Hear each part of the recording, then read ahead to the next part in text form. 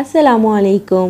Welcome to my YouTube channel. কাছে এবং দূরে, দেশ এবং দেশের বাইরে যেখান থেকে আমার ভিডিওটি দেখছেন, আশা করছি আল্লাহর রহমতে সবাই ভালো আছেন। আলহামদুলিল্লাহ, আমরাও ভালো আছি। আবারও চলে আসলাম আপনাদের মাঝে নতুন একটা রেসিপি নিয়ে। আশা করি আমার আজকের এই রেসিপিটা আপনাদের সবার কাছে ভালো লাগবে। এই রেসিপিটা জানতে হইলে পুরোটা ভিডিও আমার চ্যানেলের সাথে থাকুন। তো চলুন দেখে আসি আমি কিভাবে রান্না করেছি।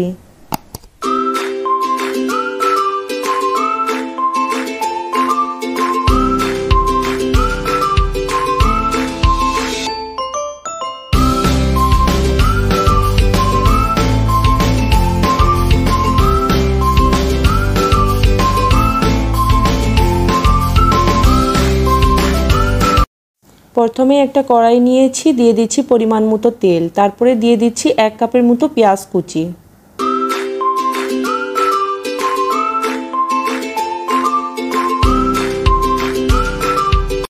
পেঁয়াজটা ভাজা হয়ে গেছে, দিয়ে দিচ্ছি পরিমাণ মতো পানি।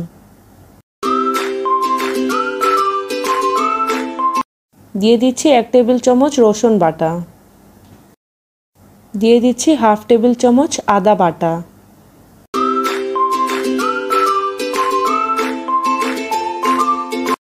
দিয়ে দিচ্ছি 1 টেবিল চামচ শুকনো মরিচের গুঁড়া। দিয়ে দিচ্ছি হাফ টেবিল চামচ হলুদের গুঁড়া।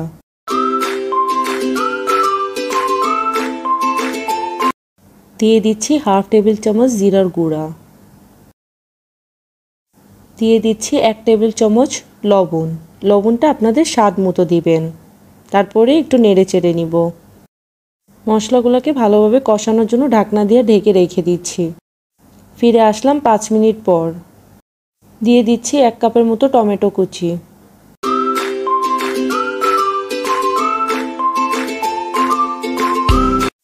দিয়ে দিচ্ছি কেটে রাখা শিং মাছগুলো। শিং মাছকে আমি ভালোভাবে ধুয়ে পানি ঝরাইতে রেখে দিয়েছিলাম। এখন ভালোভাবে নেড়ে চেড়ে নিব।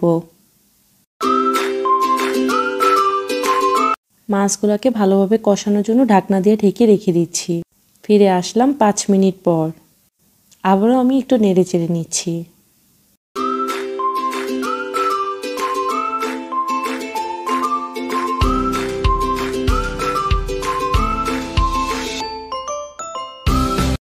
মাছটা কষানো হয়ে গেছে, দিয়ে দিচ্ছি ফুটানো গরম পানি।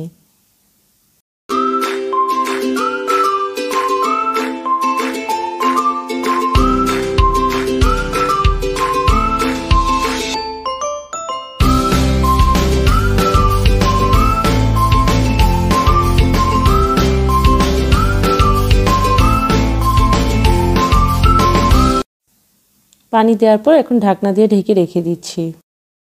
ফিরে আসলাম 10 মিনিট পর। দিয়ে দিচ্ছি 6-7টার মতো কাঁচামরিচ। দিয়ে দিচ্ছি কেটে রাখা ধনিয়ার পাতা।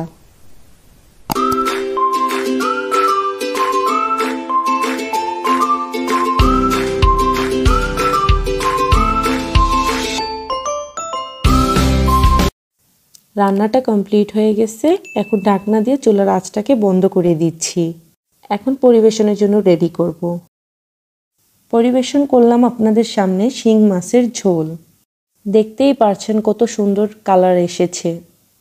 গরম গরম ভাতের সাথে শিং মাছের ঝোল খেতে কে না পছন্দ করে।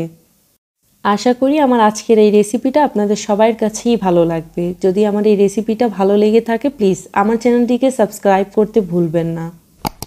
আমার কথায় যদি কোনো ভুল ত্রুটি হয়ে থাকে, প্লিজ ক্ষমা দৃষ্টিতে দেখবেন। সবাই ভালো থাকেন, সুস্থ থাকেন, দোয়া করবেন। আল্লাহ হাফিজ।